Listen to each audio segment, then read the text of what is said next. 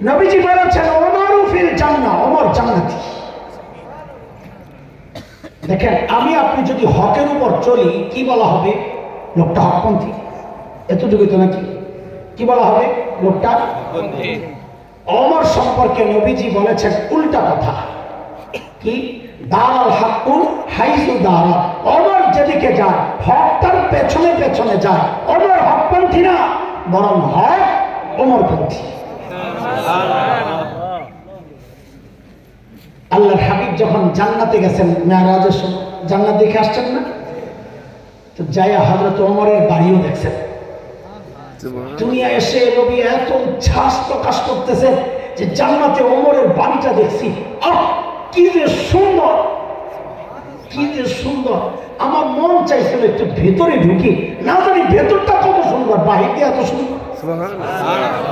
ঢুকি নাই কেন?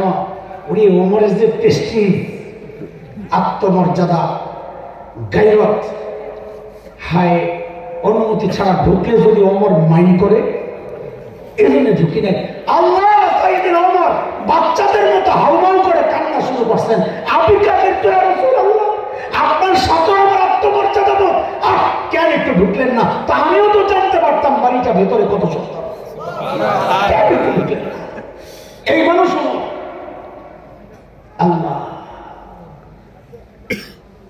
একমাত্র ব্যক্তি, একমাত্র ব্যক্তি যাকে আল্লাহর নবী আল্লাহর কাছ থেকে ভিক্ষা করে আনছেন।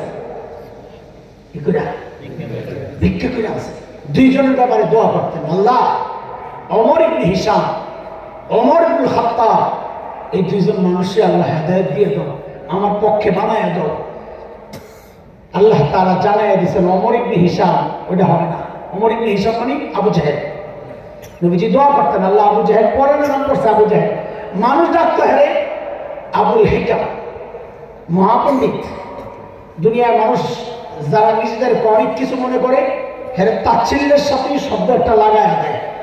হেরা তো মনে করতো অনেক কিছু, স্বাধীনতার পক্ষের, স্বাধীনতার সংগঠক, মুক্তিযোদ্ধা, কিন্তু মানুষের আদর করে ডাকতো মুরগি চোরা।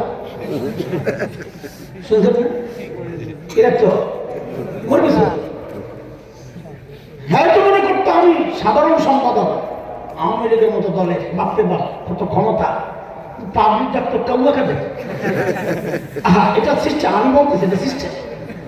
আবু জাহিল্লা নিজেরা অনেক কিছু মনে করতো, মহাপণ্ডিত আবু জাহিল।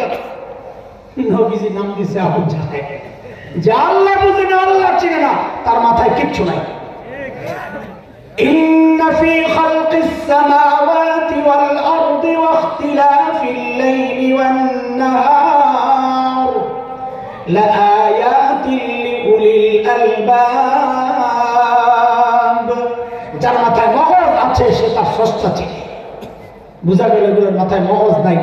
এখনকার যে বিজ্ঞানী যারা আল্লাহ মানে না, এগুলো কিসের ঘোড়ার দিনের বিজ্ঞানী, ওগুলোর মাথায় যা আছে না মগজ না, এগুলো হলো ডিজিটাল গোবর। ঠিক